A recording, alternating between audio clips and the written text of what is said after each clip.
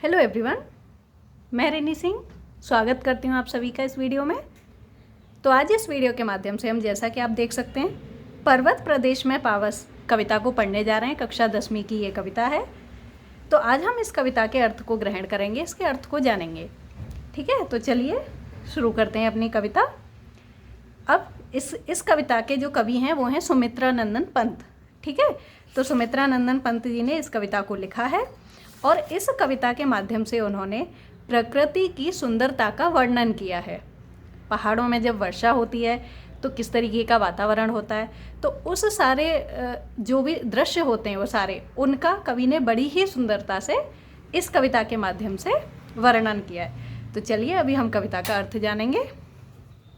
देखिए, सबसे पहले कवि क्या कहते हैं, तो कविता का नाम ही है पर्वत प्रदेश में पावस। पावस का जो अर्थ है यहाँ पर वो है वर्षा। तो पर्वत प्रदेश में वर्षा, जिसका यहाँ पे वर्णन किया गया है। पहली पंक्ति में कवि कहते हैं, पावस ऋतु थी पर्वत प्रदेश, पल पल परिवर्तित प्रकृति वेश। कवि यहाँ पे कह रहे हैं कि पावस ऋतु थी, यानी कि वर्षा का मौसम है, और देश कौन सा है, पर्वतों का, यानी कि पर्वतों का देश है।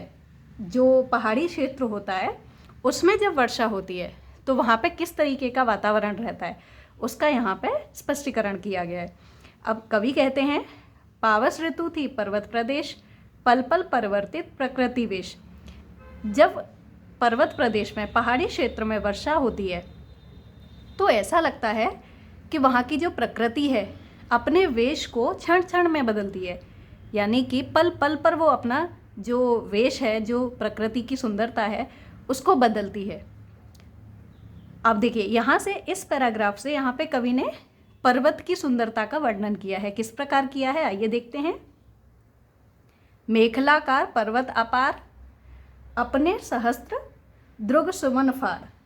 तो यहाँ पर पर्वत की विशेषता बताते हुए कवि कहते हैं कि जो मेखलाकार पर्वत है, मेखलाकार का अर्थ होता है जो गोल गोल, जैसे कि हमने पर्वत देखे तो उनकी गोलाई में पर्वत होते हैं, है ना, एक के साथ दूसरा पर्वत जुड़ा है, दूसरे के साथ तीसरा, इस तरीके से श्रृंखला होती है पूरी पर्वतों की। तो पर्वत अपार, बहुत सारे पर्वत हैं, अपने सहस्त्र द्रुग सुमन फाड़। अब देखिए, इस लाइन का अर्थ हमें समझना बहुत ध्यान से पड़ेगा। अपने सहस्त्र द्रुग सुमन फाड़, ऐसा लगता है कि जो पर्वत है उस पर सहस्त्र द्रुग, यानी कि उसके जो पहाड़ पर, पर्वत पर हजारों फूल खिले हुए हैं, और वो किसके समान लगते हैं, नेत्र के समान। द्रग का मतलब क्या है यहाँ पे, नेत्र के समान, और सुमन का अर्थ होता है पुष्प। तो जो वहाँ पर पुष्प हैं वो किसके समान लगते हैं, नेत्र के समान। देखिए, यहाँ पे फूलों की तुलना की गई है नेत्रों से। तो ऐसा लगता है कि पर्वत पर खिले हुए हजारों फूल ऐसे लगते हैं जैसे आंखें फाड़ फाड़ कर वो अपने दृश्य को निहार रहे हों, अवलोक कर रहा है बार बार। यानी कि अपने फूल रूपी आँखों से ऐसा लगता है कि जो पर्वत है वो अपने आप का अवलोकन कर रहा है, बार बार अपने आप को निहार रहा है, देख रहा है।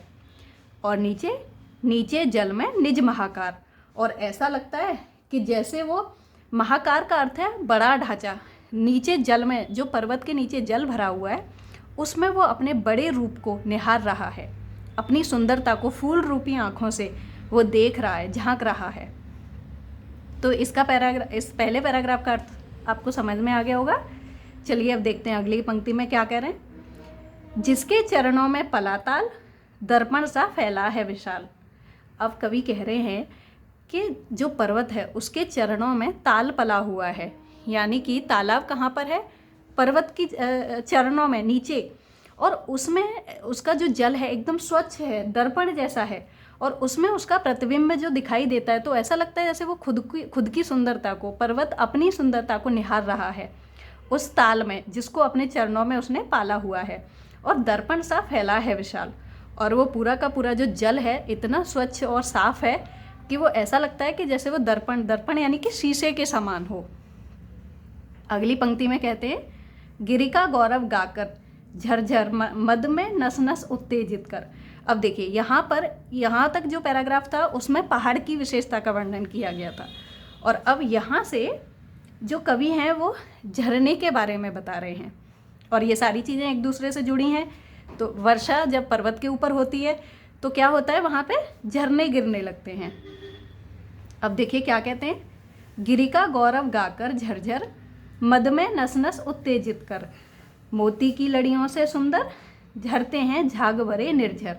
अर्थात गिरी का गौरव गाकर, गिरी यानी कि पर्वत, तो ऐसा लगता है कि जो झरने हैं वहाँ के, जो पर्वत से झरने झड़ रहे हैं, गिर रहे हैं, वो ऐसा लगता है जैसे पर्वत के गौरव को गा रहे हैं, पर्वत की महिमा का गुणगान कर रहे हैं, उसकी सुंदरता को उजागर कर रहे हैं।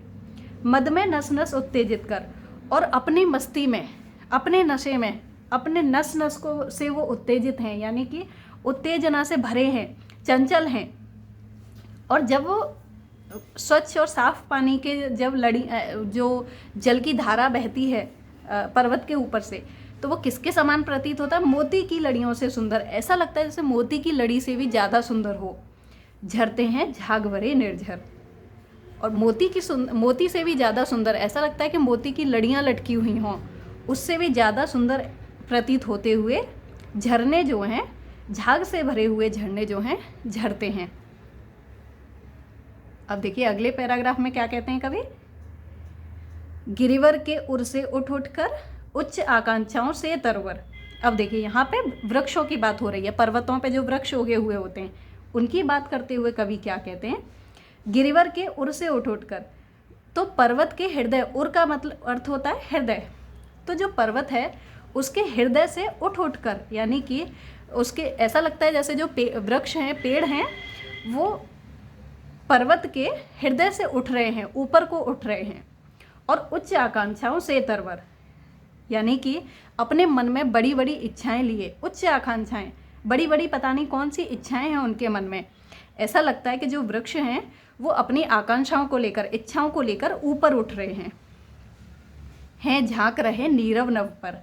और ऐसा लगता है कि पर्वत के हृदय से उठकर वो नीरव नभ पर, शांत आकाश में झांक रहे हैं, यानी कि जो वृक्षों की लंबाई है वो ऐसी लगती है जो नभ को छू रही हो। ऐसा लगता है कि उनमें कुछ तलाश रहे हैं, नभ पर कुछ देखने का प्रयास कर रहे हैं।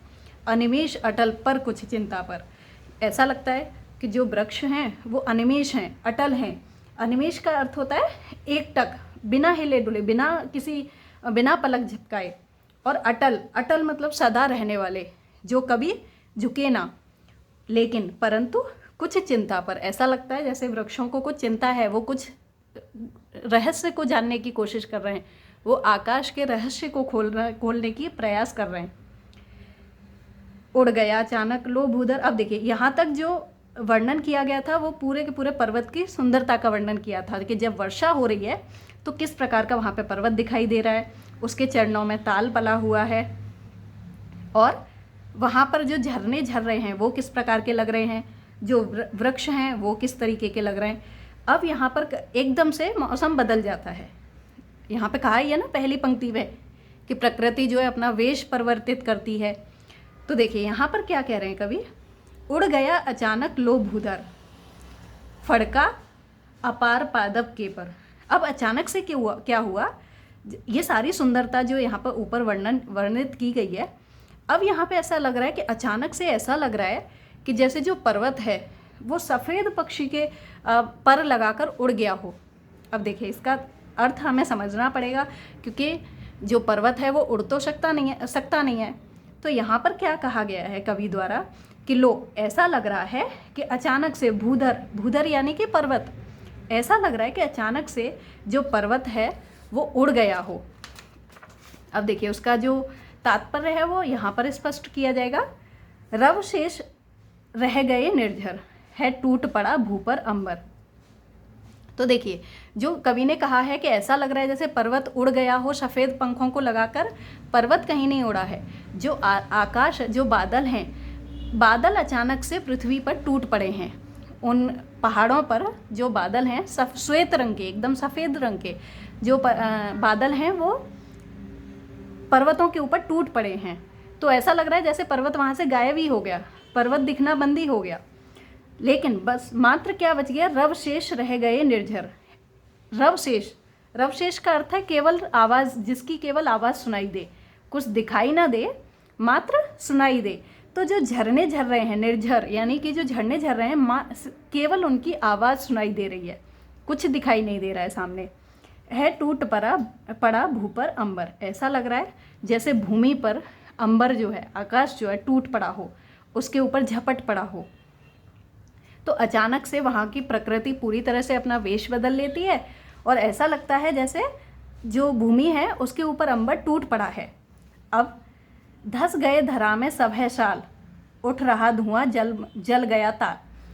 अचानक से जो दृश्य अब तक इतना सुंदर दिखाई दे रहा था, पूरा पर्वत दिखाई दे रहा था, झरने दिखाई दे रहे थे और जो वृक्ष जो ऊपर उच्च आकांक्षाओं से उठ रहे थे, अब क्या हुआ, धस गए धरा में सब है शाल। ऐसा प्रतीत होने लगा जैसे किसी डर से, सब है का मतलब अर्थ क्या होता है, डर से, कि किसी डर से जो वृक्ष थे जो अभी उच्च आकांक्षाओं के साथ बादलों को छू रहे थे, वो ऐसा लगता है कि डर की वजह से भूमि में समा गए, धस गए, यानी कि अंदर चले गए, भीतर चले गए। तो जो सभय साल जो दिखाई दे रहे थे वो ऐसा लगता है धरती में समा गए। उठ रहा धुआं जल गया ताल, और जो ताल पूरा भर रहा था उसमें से धुआं उठ रहा है। धुआं का अर्थ यहाँ पर क्या है, भाप से, कि जो चारों तरफ को बादल आ गए हैं घिरकर, उन बादलों का जो धुआं है उससे पूरा का पूरा ताल ढक गया है। यों जलद यान में विचर विचर था इंद्र खेलता इंद्रजाल, और ऐसा लग रहा है जैसे किसी जलद यान में, यानी कि पानी के जहाज में बैठकर विचर विचर कर, इधर उधर घूमकर इंद्र कोई इंद्रजाल फैला रहा हो। इंद्र जो है वर्षा का जाल फैला रहे हैं चारों तरफ से। तो इस प्रकार से ये इस कविता का अर्थ था, और इसमें बड़ी ही सुंदरता से जो सुमित्रा नंदन पंत हैं उन्होंने बड़ी ही सुंदरता से पर्वत प्रदेश में होने वाली वर्षा का स्पष्टीकरण किया है, उसके बारे में बताया है। मुझे उम्मीद है कि ये आपको ज़रूर पसंद आएगा, इसका अर्थ आपको समझ में आ गया होगा। और यदि आपको दूसरे किसी विषय पर वीडियो चाहिए तो आप कमेंट में ज़रूर छोड़िए। मैं उम्मीद करती हूँ आपको ये वीडियो बहुत अच्छा लगा होगा, पसंद आया होगा। हमसे जुड़ने के लिए आप सभी का बहुत बहुत धन्यवाद, और अगर आप चैनल पर नए हैं तो चैनल को सब्सक्राइब ज़रूर कीजिए। आप सभी का बहुत बहुत धन्यवाद।